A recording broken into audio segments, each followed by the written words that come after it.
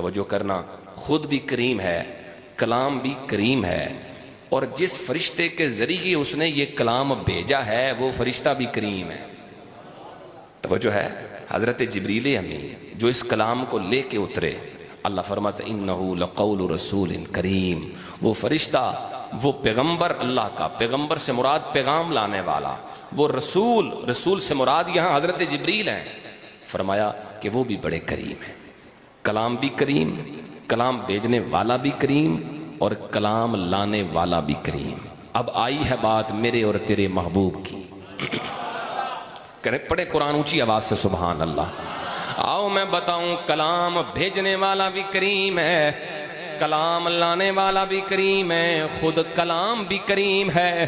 جس محبوب کے سینے پہ آیا ہے ان کی شان کیا ہے؟ اللہ کریم سورت مبارکہ تکویر کے اندر جو فرمایا وہ حضرت جبریل کی شان ہے۔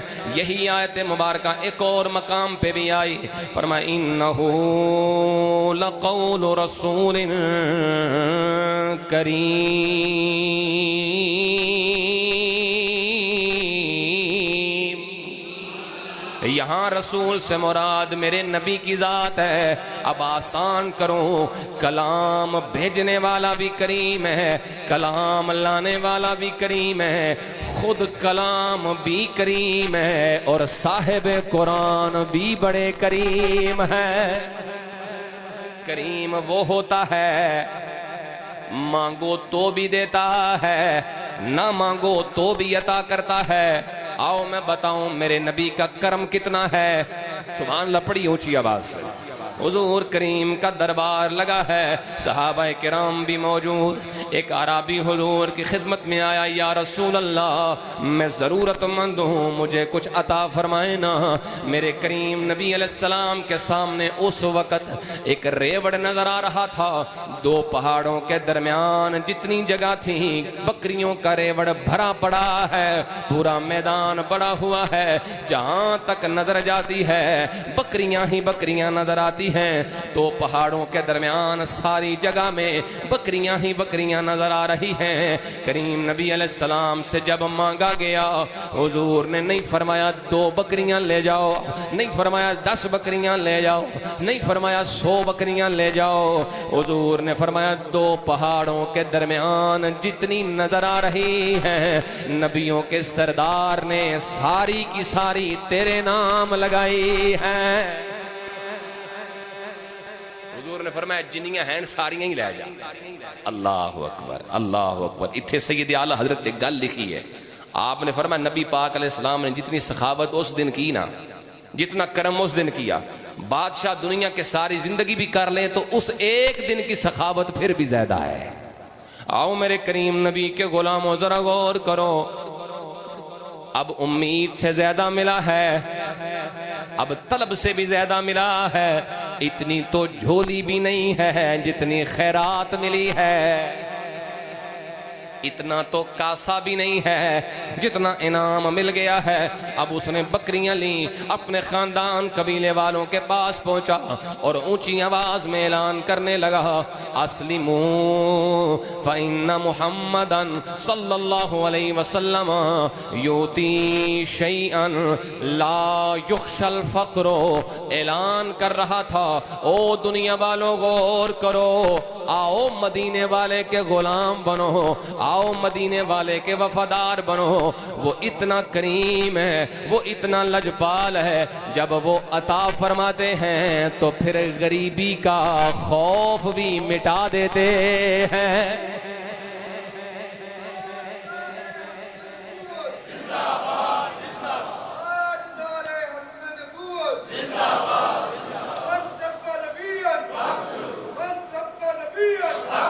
ہمت کے ساتھ نعرہ لگائے نا ذرا، تاجدار ختم نبوت،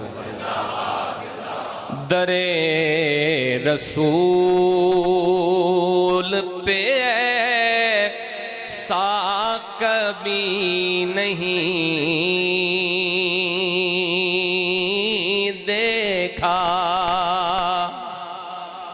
وہ جو ہے بھائیوں کی، اس پہ مجھے سب کی بلند آواز چاہیے، در رسول پہ ایسا کبھی نہیں دیکھا کہ کوئی سوال کرے اور وہ عطا نہ کرے. کوئی سوال کرے اور وہ عطا نہ کرے. کوئی سوال کرے اور وہ عطا نہ کرے. جو ناراض بیٹھا ہے چپ کر کے بیٹھے، جو خوش بیٹھے اونچی کہے سبحان اللہ. بابا وقار اتنے کریم. کوئی مانگتا ہے ضرورت سے بھی زیادہ. اور یہ بھی یاد رکھیں، سخی جو ہوتا ہے نا ضرورتیں دیکھ کے دیتا ہے. بھئی یہ کنی لوڑ ہے. سخی جو ہوتا ہے وہ سبب دیکھ کے دیتا ہے. مستحق بھی ہے کہ کوئی نہیں، لگدا بھی ہے سو کہ کوئی نہیں، حقدار بھی ہے کہ نہیں. مگر کریم یہ چیزیں نہیں دیکھتا. وہ دیتا ہے تو پھر ضرورت سے بھی زیادہ دیتا ہے. وہ جب دیتا ہے تو اوقات کے مطابق نہیں، وہ اپنی ذات کے مطابق کرم کرتا ہے. میرے نبی کریم ہیں. توجہ ہے کتنے کریم. نبی پاک علیہ السلام کی خدمت میں ایک عورت حاضر ہوئی. حضور نے لوٹا دیا خزانہ، اپنے لیے کچھ نہیں رکھا.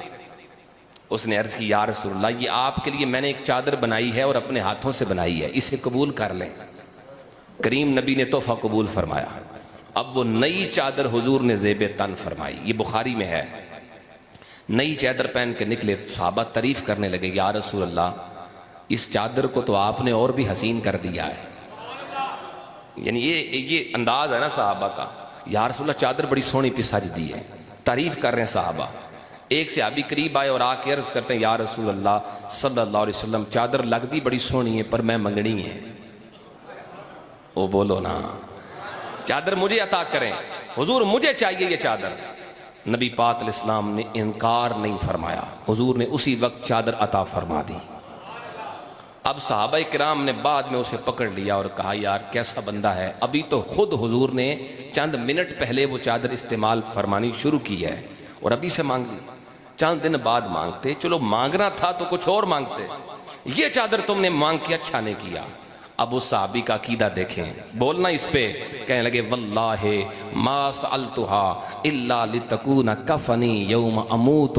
اس نے کہا مجھ سے پوچھو میں نے کیوں مانگی ہے. میں نے چادر استعمال کے لیے نہیں مانگی، میں چاہتا ہوں جب میں فوت ہو جاؤں تو میرا کفن چادر مصطفیٰ بنے. میں تو اس لیے مانگ رہا تھا. اسی لیے اعلیٰ حضرت نے حضور کی جب شان لکھی تو کریم کہا ہے، سخی نہیں کہا. کریم کا لفظ بولا نا، سخی کا سناؤں سبحان اللہ پڑھیے. فرماتے ہیں میرے کریم سے گر قطرہ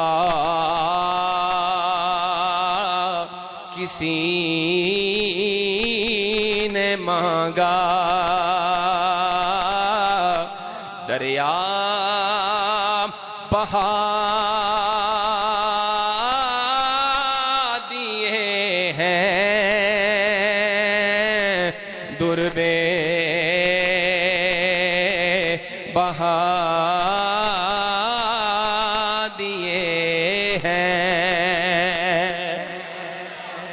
میرے کریم سے گر. وہ جو ہے بھائیوں کی اللہ کے کرم دیکھیں. اس نے کلام دیا تو کریم دیا. اس نے کلام دینے والا فرشتہ دیا تو کریم دیا. اس نے محبوب عطا فرمائے تو کریم عطا فرمائے. اور اس نے رمضان عطا فرمایا تو وہ بھی کریم عطا فرمایا. یہ رمضان بھی قیامت کے دن شفاعت کرے گا، تنہا نہیں چھوڑے گا. ہم نے محبت کی اس رمضان سے، ہم نے پیار کیا اور عقیدت رکھی اس رمضان شریف سے. ایک کیفیت ہے آج چونکہ آخری روزہ ہے، ایک کیفیت ہے جو ضروری ہے اور دلوں میں ہونی چاہیے. اور وہ کیفیت کیا ہے؟ جانے کا غم بھی ہو، جانے کا دکھ بھی ہو، کہ جا رہا ہے مہمان اللہ کا. اور عید چونکہ خوشی کا دن ہے تو خوشی بھی ہو, خوشی اور غم کی ملی جلی کیفیت. ایک تو یہ کہ خوشی نہ منائی تو یہ بھی حکم کی خلاف ورزی ہو جائے گی کہ اس نے دیا ہی دن عید کا خوشی کے لیے ہے, اور رمضان کے جانے کا دکھ بھی اپنی جگہ پہ ہے, دکھ بھی خوشی بھی دونوں کیفیتیں ہیں. اور دوسری چیز, جب دائیں دیکھیں تو ہمیں رب کا کرم نظر آئے, جب رب کا کرم نظر آئے تو یہ امید پیدا ہو ہمارے روزے قبولیت کے قابل تو نہیں مگر وہ تو کریم ہے. جب ادھر دیکھیں دائیں دیکھیں تو اس کے کرم پہ نگاہ جائے اور یہ امید پیدا ہو ہم تو اس قابل نہیں کہ اچھے طریقے سے رکھتے مگر وہ تو کریم ہے. وہ اوقات نہیں دیکھتا, وہ سبب نہیں دیکھتا, وہ قبول فرمانے پہ آئے تو ویسے ہی قبول کر لیتا ہے. اور بائیں دیکھیں تو ہمیں اپنے کرتوت نظر آئے, ہم نے روزے رکھ کے بھی کیا کیا, ہم نے روزے رکھ کے بھی غیبتیں جھوٹ کیا کچھ نہیں کیا, بد نگاہی تک ہم کرتے رہے. سو دائیں دیکھیں تو کرم پہ نگاہ جائے امید جاگے, اور بائیں دیکھیں تو ڈر جائیں, اپنے کرتوت دیکھیں تو خوف میں مبتلا ہو جائیں. یعنی رمضان کو الوداع کرنے کی یہ کیفیت ہے, امید بھی ہو اور خوف بھی ہو. خوف اس بات کا کہ قبول نہ ہوئے تو کیا کروں گا, یہ بھوک کاٹی ہے, یہ پیاس کاٹی ہے, یہ اپنے آپ کو جتنا چاہا اور جتنی توفیق تھی کنٹرول کیا ہے, نہ قبول ہوئے تو فائدہ کیا جی. سجدے کیے ہیں, تھکاوٹ برداشت کی ہے, لمبی لمبی تراویح پڑی ہے, تو کیا فائدہ اگر قبول نہیں. اپنے عمل دیکھیں تو خوف پیدا ہو جائے, اور رب کے کرم پہ نظر جائے تو پھر یہ امید پیدا ہو جائے وہ تو اتنا کریم ہے, وہ یہ نہیں دیکھتا مستحق ہے یا نہیں ہے, وہ مستحق کو بھی دیتا ہے اور غیر مستحق کو بھی عطا کرتا ہے. حضرت ابراہیم علیہ نبینا علیہ السلام, مشہور بات ہے, آپ تشریف فرما تھے, آپ کی عادت کریمانہ تھی, اکیلے روٹی نہیں کھاتے تھے, جب بھی کھانا کا وقت ہوتا تو انتظار کرتے, کوئی مہمان بلاتے کسی کا انتظار کرتے, جب کوئی ساتھ ہوتا تو کھانا کھاتے, جب تک کوئی آتا نہیں تھا انتظار کرتے رہتے, اکیلے دسترخوان پر نہیں بیٹھتے تھے. ایک دن ایک بندہ بڑی دیر کے بعد آیا, انتظار کے بعد آیا, اس کو بٹھایا دسترخوان پہ اور کہا پڑھو بسم اللہ.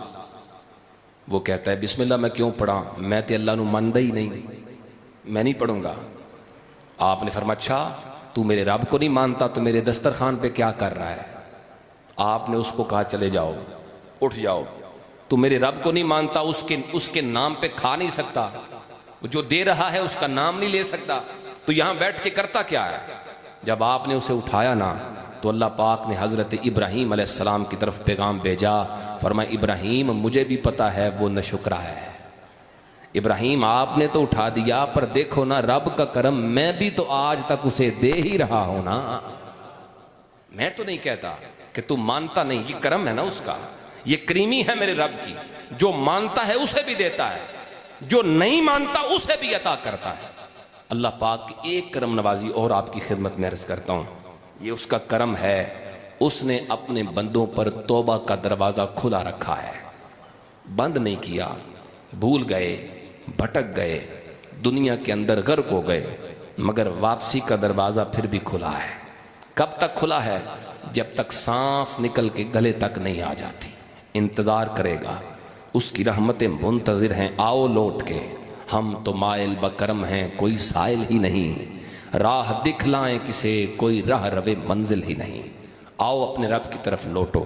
رمضان شریف کا آخری دن ہمیں یہ پیغام دے رہا ہے, اگر پہلے ایام میں غلطیاں کی, پہلے ایام میں گناہ کیے تو آج توبہ کا وقت ہے.